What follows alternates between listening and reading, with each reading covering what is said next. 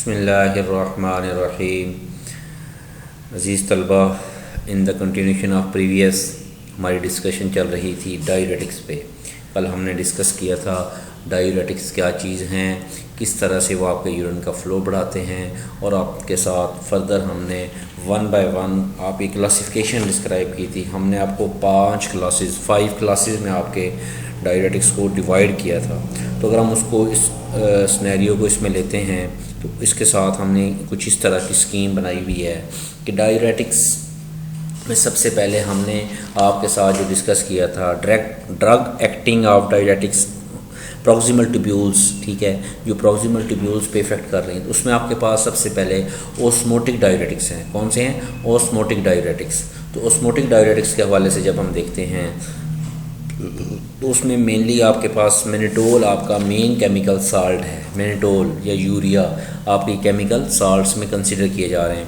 Osmotic diuretics are pharmacologically inert substances. क्या हैं? Inert substances हैं जिसमें मैनिटोल है for example, that are filter in the glomerulus, that are filter होते हैं in the glomerulus but not reabsorb by the nephron. Nephron body जो है, जो आपका मेन जो स्ट्रक्चरल फंक्शनल यूनिट है आपकी किडनी का, नेफ्रॉन, उसके बारे में बात हो रही है कि आपका मैनिटोल जो है फ़िल्टर हो जाता है ग्लोमेरुलस में, जबकि उसकी जो रीअब्जॉर्प्शन है नेफ्रॉन में वो नहीं हो पा रही होती। Osmotic diuretics are poorly absorb. ये क्या है? Poorly absorb, which means that they must be given parenterally. इसको किस तरह से पेरेंटरली इसको एडमिनिस्टर किया जा सकता है या इसको किया जाता है। अगर इसको ओरली हम इसको ट्रीट करते हैं तो आपके पास इसका जो इसमें आ रहा है कि मैनिटोल का ओस्मोटिक डायरिया काज कर देता है। क्या कर देता है? ओस्मोटिक डायरिया आपके पास इसमें काज कर देता है, जिसकी वजह से आपके पास के मेन मसाइल पैदा हो जाते हैं। ठीक है, तो बेसिकली हम इसको फिर पेरेंटरली देंगे। तो पेरेंटरली कौन सा रूट है? ये नॉट एंटेरल, ठीक है। पेरेंटल जो एडमिनिस्ट्रेशन है वो इंजेक्शन के थ्रू परफॉर्म होती है, जिसमें नीडल जो है यूजली हाइपोडर्मिक जो नीडल है वो इस्तेमाल होती है, और इंसर्शन जो होती है इन कैथेटर के थ्रू आप उसको एडमिनिस्टर कर रहे होते हैं। तो मैनिटोल को आप यहाँ ये बात डिसाइड हुई कि ओरली नहीं देंगे, ठीक है, कि उसमें क्या है? ओस्मोटिक डायरिया काज करता है। Mannitol is not metabolised and is excreted primarily bye glomerular filtration within 30 to 60 minute. 30 से 60 मिनट में इसकी ग्लोमेरुलर जो फिल्ट्रेशन है प्राइमरली वो उसमें परफॉर्म हो रही है without any important tubular reabsorption और सेक्रेशन। इसमें इसकी कोई रीअब्जॉर्प्शन और सेक्रेशन का फिनोमेना नहीं हो पा रहा। जैसे कि अभी हम बात कर रहे हैं, mannitol mainly used as bulking agent and cryoprotectant. कौन सी? क्रायोप्रोटेक्टेंट एजेंट के तौर पे इस्तेमाल की जा रही है। तो अगर इसमें देख रहे हैं कि आपका जो मैनिटोल का मेन इसमें एडवांटेज आ रहा है कि मैनिटोल जो आपके पास है वो कौन सी एज अ बल्किंग एजेंट के तौर पे यूज़ की जा रही है, ठीक है। तो इसके पास आपके पास इसका मेन रिस्पॉन्स इस तरह से कंसिडर किया जा रहा है।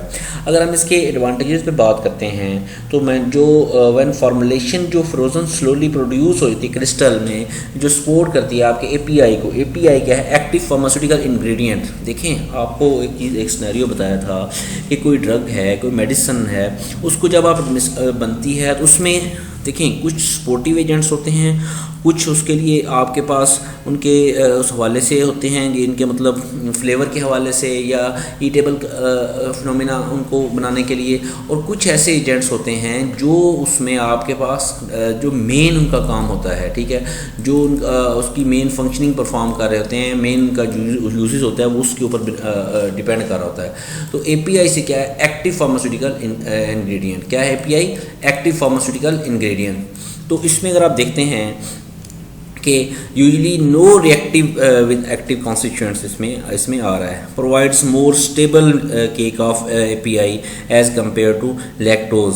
डिसएडवांटेजेस में जब हम बात करते हैं तो मैनिटोल क्या करता है? मैनिटोल इंटरेक्ट कर देता है प्रोटीन के साथ एंड क्या करता है?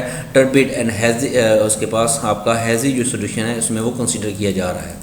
तो इसको अगर हम इस तरह से देखते हैं कि आप इसमें ऑस्मोटिक डायूरेटिक्स की जब हम बात करते हैं तो उसमें आपके पास मेनली ऑस्मोटिक डायरेटिक्स में उसके मैकेनिज्म ऑफ एक्शन पे जब हम बात करते हैं तो आप उसमें देख सकते हैं कि किस तरह से हम ऑस्मोटिक डायरेटिक्स में आपका मैकेनिज्म ऑफ एक्शन के हवाले से इसमें हम देख सकते हैं। तो इसमें ऑस्मोटिक डायरेटिक्स का जो है बेसिकली ये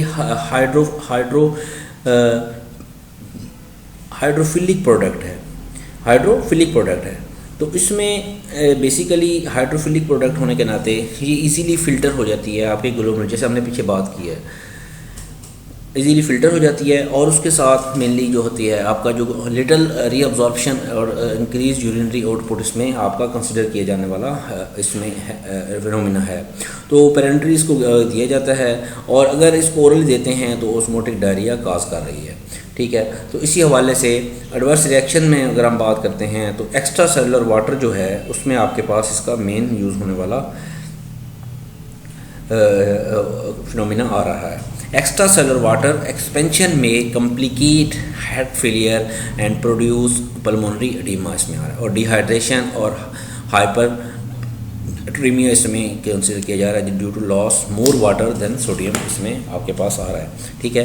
तो अगर हम इसकी ऑस्मोटिक डायरेटिक्स में बात करते हैं तो मैनिटोल क्या है आईवी इन्फ्यूजन में 25% और कंसनट्रेटेड ग्लूकोज में ये क्या है 50% इसमें आपका पास आ रहा है, और ग्लाइसरोल ये आपका मेनली कंसीडर है। तो मैकेनिज्म ऑफ एक्शन जब हम बात करते हैं they are relatively inert and largely excreted without metabolic changes, they have low molecular weight, they are filtered freely through the glomerulus, क्या है ये, they are filtered freely through the glomerulus, they undergo limited reabsorption by the renal tubules, they increase the osmolarity, क्या है osmolarity of the plasma and consequently increase the osmolarity of the glomerular filtrate and tubular fluid, thus water reabsorption is decreased from all the water permeable sites, ठीक है। तो अगर हम इसको देखते हैं, अगर इसके एडवर्स इफेक्ट पे बात करते हैं तो मैनिटोल के एडवर्स में जब फ्लूइड एंड इलेक्ट्रोलाइट इम्बैलेंस हो रहा है, सर्कुलेटरी ओवरलोड हो रहा है, इसमें चिल्स फीवर और चेस्ट पेन इसमें कंसिडर किए जा रहे हैं। तो अगर हम इसके देखते हैं जैसे मैं बात कर रहे थे फिल्टर हो रहा है और लार्ज मालिक्यूल जो हैं साइज कैन नॉट रीअब्जॉर्ब, उसमें रीअब्जॉर्प्शन नहीं हो रही और ये डिक्रीज़ कर देता है आपकी जो आपकी वाटर रीअब्जॉर्प्शन है इन प्रॉक्सिमल ट्यूब्यूल में, और इस वजह से लार्ज वॉल्यूम ऑफ यूरिन जो है ज़्यादा उसमें प्रोड्यूस हो पा रहा है। अगर हम इसके यूजेज पे बात करते हैं, use to decrease intracranial pressure in neurological conditions, आपकी जो न्यूरोलॉजिकल कंडीशंस हैं उनमें ये यूज़ होता है कि इसमें रिड्यूस करने के लिए इंट्रा न्यूरोलॉजिकल प्रेशर कंडीशन, ठीक है, intracranial pressure in neurological condition, और ये डिक्रीज़ करता है आपका इंट्राओकुलर प्रेशर, आई का प्रेशर जो है और ऑप्थेल्मिक प्रोसीजर्स में, ठीक है। जैसे हम अभी एडवर्स इफेक्ट में बात कर रहे थे सेंट्रल नर्वस सिस्टम के हवाले से इसमें आपके पास हेडेक आ रहा है, और कार्डियोवैस्कुलर सिस्टम के हवाले से ये CCF कंजस्टिव कार्डिक फेलियर, और GIT के हवाले से नाजिया और वोमिटिंग इसमें कंसिडर किया जा रहा है। अगर हम इसमें आपके पास डोज के हवाले से बात करते हैं तो 50 to 200 milligram per day IV जो है लूप डायरेटिक्स में इसमें इसके साथ कंसिडर किया जा रहा है, ठीक है। तो ये आपका सारा यहाँ तक का जो इसका डिस्कशन था वो आपका इस चीज़ पे था कि किस तरह से आपके पास आपका ये मैनिटोल जो है ऑस्मोटिक डायरेटिक है वो किस तरह से इफ़ेक्ट कर रहा है और किस तरह से आपके लिए बेनिफिशियल साबित हो रहा है और किस रिवर्स इफेक्ट और उसके वाले से। नेक्स्ट हमारे पास देखने के लिए है फ्रोसीमाइड, क्या चीज़ है फ्रोसीमाइड, ठीक है। तो फ्रोसीमाइड क्या है, ये फिकिश आपके पास डायरेटिक्स है जो यूज़ होता है कंप्रोमाइज्ड पेशेंट्स जो होते हैं GFR ग्लोमेरुलर फिल्ट्रेशन रेट जिनका बहुत कम होता है, जिनका ग्लोमेरुलर फिल्ट्रेशन रेट बहुत कम होता है उनके लिए आप फ्रोसीमाइड यूज़ करते हैं। जैसा कि अगर मैं आपको याद करवाता चलूँ कल की लेक्चर के हवाले से जो ड्रग एक्टिंग या डिसेंडिंग लिम्ब इसमें कंसिडर की जा रही हैं, तो डिसेंडिंग लिम्ब में हमने सबसे पहले लूप डायरेटिक्स की बात की थी, हाई सीलिंग डायरेटिक्स, उसमें हमने सबसे पहले फ्रोसीमाइड का जिक्र किया था। फ्रोसीमाइड बेसिकली क्या है, फ्रोसीमाइड बेसिकली आपका उसमें कंसिडर किया जाने वाला लूप डायरेटिक है, हाई सीलिंग लूप डायरेटिक्स, ठीक है। और अगर हम इसको देखते हैं कि आपका एथेक्रेनिक एसिड के हवाले से इसमें आपके पास फ्रोसीमाइड जो है मेन ज़्यादा इसमें यूज़ होने वाला आपका केमिकल सॉल्ट है। Furosemide is most efficacious diuretic even use in renally compromised patient where glomerular filtration rate is very low. In the same way it could be used in the elderly patient as well, जो उम्र में ज़्यादा patient हैं बड़े patient हैं उनमें भी ये यूज़ हो रहा होता है, ठीक है। It can act promptly to the patient which does not respond to thyroid diuretics, ठीक है। ये उसमें है जो थायराइड डायरेटिक्स में जिनका रिस्पॉन्स कम हो रहा है उसमें इसमें किया जाए। Increase the calcium content of the urine where thyroid diuretics decrease, इसमें जो आपके थायराइड डायरेटिक्स में क्या होता है डिक्रीज होते हैं। In normal serum calcium concentration hypocalcaemia does not occur because calcium is reabsorb in distal converted tubules में, ठीक है। तो इसमें आपके पास इसके जैसे हम अभी बात कर रहे थे, अगर हम मैकेनिकल एक्शन पे बात करते हैं तो ये एक अगर इनहिबिट कर रही थी आपकी रीअब्जॉर्प्शन ऑफ सोडियम, पोटाशियम और क्लोराइड को, ठीक है, descending limb of loop of Henley से। तो नेट जो आपका कॉम्पोनेटेड क्लोराइड है जो पास होता है आपके यूरिन में, उसकी क्वांटिटी बढ़ जाती है और जिससे आपका रेनल ब्लड फ्लो भी बढ़ जाता है। फ्रूसिमाइड क्या है? अ लूप डायरेटिक, इनहिबिट करता है आपकी वाटर की रीअब्जॉर्प्शन को, किसमें? इन नेफ्रॉन में, ठीक है। क्या करता है? इनहिबिट कर देता है। और उसमें आपके पास जो आप इसको इनहिबिट कर देता है तो जिसकी वजह से आपका जो यूरिन का आपका जो उसमें आपके पास रीनल ब्लड फ्लो है वो आपका इंक्रीज़ हो रहा है। तो आपके पास इसमें मेनली जो है इस तरह से इसको कंसिडर किया जाता है कि आपका ये जो पोटाशियम क्लोराइड का कॉन्ट्रासेप्टिव है thick ascending limb of loop of Henle में, तो ये अचीव हो जाती है कम्पिटिटिव इनहिबिशन के through at the chloride binding site on the contraceptor, ठीक है। तो जिसकी वजह से preventing the transport of sodium from the lumen of the loop of Henle into the basolateral interstitium, ठीक है। Consequently the lumen become more hypertonic while the interstitium become less hypertonic, जिसकी वजह से diminish the osmotic gradient for water reabsorption through out the nephron because the thick ascending limb of responsible for 25% of sodium reabsorption in nephron, furosemide is very potent diuretic। ये सारी discussion कहानी सुनाने का मकसद आपका कंसेप्ट ले करना था किस तरह से sodium chloride descending loop of Henle में इनकी रीअब्जॉर्प्शन इनहिबिट हो जाती है, ठीक है। और जिसकी वजह से आपका नेट जो क्लोराइड है वो पास हो जाती है यूरिन में और जिससे आपको यूरिन ब्लड फ्लो इंक्रीज़ कर जाता है। अगर हम इसके साइड इफ़ेक्ट या यूजेस या फार्माकोकाइनेटिक्स से बात करते हैं तो पहले हम फार्माकोकाइनेटिक्स के हवाले से अगर हम बात करें तो administered orally or parenterally other than digestive tract उसमें बेहतरी इसमें आती है। ऑब्जर्व फ्रॉम जीआईटी इसमें कंसिडर किया जाए। एक्सक्रीटेड इन यूरिन, ठीक है। After oral injection response will start within 1 hour but when given IV response will start within 2 to 10 minutes में कंसिडर किया जा रहा है, ठीक है। तो ये इसकी फार्माकोकाइनेटिक्स के हवाले से थी। तो हम इसकी यूजेज पे बात करते हैं। Acute pulmonary oedema, fluid accumulated in the, क्या होता है उसमें tissue and air space of lungs. Fluid क्या होता है? अकोमुलेट हो रहा है, उसमें जमा हो रहा है आपका फ्लूइड, ठीक है। तो उसमें आपके पास edema due to CCF renal failure and hepatic cirrhosis, ठीक है। जो आपके एक्सेस ऑफ वाटरी फ्लूइड है उसमें कलेक्टिंग हो रही है आपकी कैविटीज़ में। आपके पास हाइपरटेंशन आ रही है, इसके यूजेस में हाइपरकैल्सीमिया के लिए यूज़ हो रहा है, हाइपरकैलीमिया के लिए यूज़ हो रहा है, अक्यूट रेनल फेलियर के लिए यूज़ हो रहा है। और ये इंक्रीज़ कर रहा है आपका intracranial pressure inside the skull, intracranial pressure क्या हो रहा है? इंक्रीज़ हो रहा है। और डायबिटिक नेफ्रोपैथी इसमें कंसिडर कीजिए, किडनी डैमेज हो जाता है जिसमें रिजल्ट होता है डायबिटीज़, इसमें कंसिडर किया जाता है, ठीक है। उसके बाद आपके पास अनाइन है, ब्रोमाइड, फ्लोराइड और आयनाइड जो है उसकी ओवरडोज इसमें कंसिडर की गई है। तो इस तरह से ये इसमें हमने इसको देखा है। और हम इसके साइड इफ़ेक्ट पे बात करते हैं। फ्रीक्वेंट यूरिनेशन है, डिहाइड्रेशन है, सीवियर पोटाशियम डेफिशिएंसीज है, इलेक्ट्रोलाइट इम्बैलेंस है, एक्सट्रीम वीकनेस है, इसमें फटीग आपके पास आ रही है, तो ब्लड वीजन आपके पास है, अनयूजुअल ब्लीडिंग हो रही है, लॉस ऑफ एपिटाइट इसके साइड इफ़ेक्ट में आ रहा है, वेट लॉस हो रहा है, ठीक है। मैनी में इंड्यूस ब्रेस्ट लार्जमेंट इसमें कंसिडर की जा रही है। तो इस तरह से ये इसका है। तो अगर हम इसकी अगर फार्माकोलॉजिकल इफेक्ट पे बात करते हैं तो ये इनहिबिट कर देता है आपके सोडियम पोटाशियम क्लोराइड के ट्रांसपोर्ट को, ठीक है, जिसकी वजह से आपके इंट्रावेनरी हो जाता है।